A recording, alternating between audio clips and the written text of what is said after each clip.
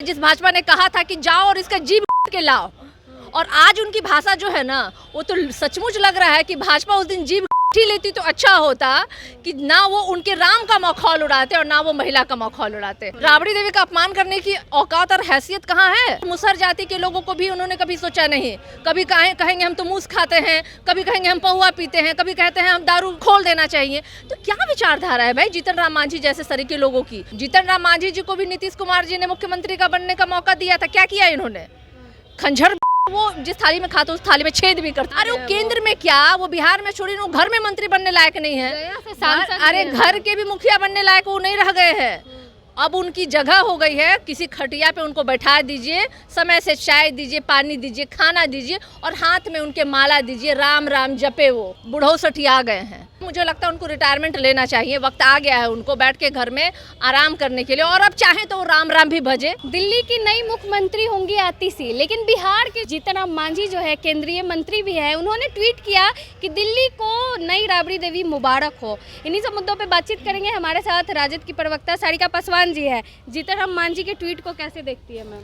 देखिए, जीतन राम मांझी उम्र के उस दराज पे हैं जहां हम बिहार में कहते हैं बुढ़ो सठिया गए हैं, क्योंकि ये भाषा जो वो बोल रहे हैं ना, और उन्होंने कहा कि दिल्ली को राबड़ी देवी। अरे बिहार ने तो एक मिसाल कायम किया कि बिहार में पहली बार एक महिला जो है मुख्यमंत्री देने का काम राष्ट्रीय जनता दल ने किया है, और किस संदर्भ में कहा उन्होंने वो दिखाई देता है। भाजपा की नीति रही है हमेशा महिला विरोधी, दलित विरोधी, पिछड़ा विरोधी, गरीब विरोधी, और आज ये उसी भाजपा के गोद में बैठे जिस भाजपा ने कहा था कि जाओ और इसका जीभ के लाओ, और आज उनकी भाषा जो है ना, वो तो सचमुच लग रहा है कि भाजपा उस दिन जीभ ही लेती तो अच्छा होता कि ना वो उनके राम का मखौल उड़ाते और ना वो महिला का मखौल उड़ाते।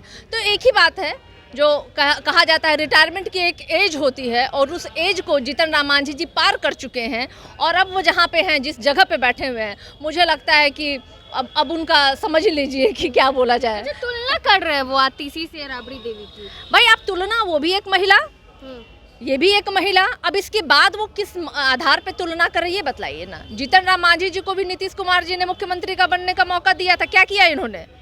खंजर जो विश्वास नीतीश जी ने जीतन जी पे किया था उसका तो उन्होंने कर दिया।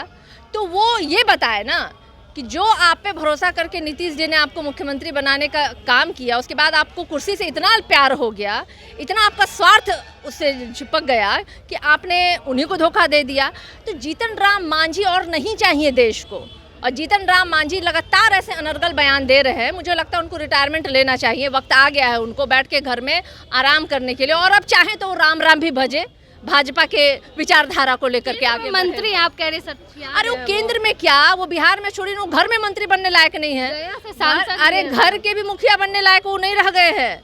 अब उनकी जगह हो गई है, किसी खटिया पे उनको बैठा दीजिए, समय से चाय दीजिए, पानी दीजिए, खाना दीजिए, और हाथ में उनके माला दीजिए, राम राम जपे। वो भाजपा जैसे जपती है ना, और जिस भाजपा के राम को इन्होंने गाली दिया था और जिसके बदले में भाजपा ने कहा था कि जाके इनकी जिबिया और पुरस्कार भी रखा था, इसलिए अब उनका समय आ गया है जाके वो माला जपे। भाजपा के साथ वो है तो भाई तो वो समझे, भाजपा समझे, भाजपा के राम को तो गाली उन्होंने दे दिया है, और जिभ्या का फरमान भी जारी हुआ था, और अब बैठ के वो अनर्गल बयानबाजी कर रहे हैं। तो भाजपा और जीतन राम मांझी ये दोनों ही धोखेबाजी वाली विचारधारा के लोग हैं, और आज तो जिस तरीके से जीतन राम मांझी ने अपना गर्द गिरा दिया है, तो उस पर तो उनको प्रणाम। राबड़ी देवी का अपमान किया है मैम उन्होंने। राबड़ी देवी का अपमान करने की औकात और हैसियत कहाँ है?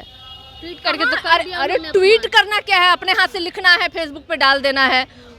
एक बिसात होनी चाहिए ना, किसकी वो बात वो कर रहे हैं? उस राबड़ी देवी की, उस लालू प्रसाद यादव जी की, उस तेजस्वी यादव जी की, उस राष्ट्रीय जनता दल की, मतलब है कहीं तुलनात्मक क्या? जिन्होंने अपने परिवार के आगे इतर कभी सोचा नहीं। टिकट देने में भी किसको उन्होंने रखा? दामाद को, बेटा को, समधन को। इसके अलावा कभी सोचा क्या? अरे मुसहर जाति के लोगों को भी उन्होंने कभी सोचा नहीं। कभी कहेंगे हम तो मूस खाते हैं, कभी कहेंगे हम पहुआ पीते हैं, कभी कहते हैं हम दारू छोड़ देना चाहिए, खोल देना चाहिए। तो क्या विचारधारा है भाई जीतन राम मांझी जैसे सरीके लोगों की? कोई विचारधारा ही नहीं इनकी। इस समय समय पे गिरगिट की तरह रंग बदलते और सिर्फ सत्ता में बने रहना चाहते हैं, या तो पांव पूज के या तो अपने विपक्षियों को गाली दे करके। उसी प्रक्रिया के तहत उन्होंने ऐसा कहा। शराबबंदी पे उन्होंने बोला है कि जितने भी नेता है सब लोग पीते हैं, जज पीते हैं, वकील पीते हैं, लेकिन गरीब लोगों को सताया तो कह देना, अपने जिस गठबंधन में है उनके मुख्यमंत्री जी को कह दें कि काहे शराबबंदी आप रखे हुए हैं, बंद खोल दीजिए।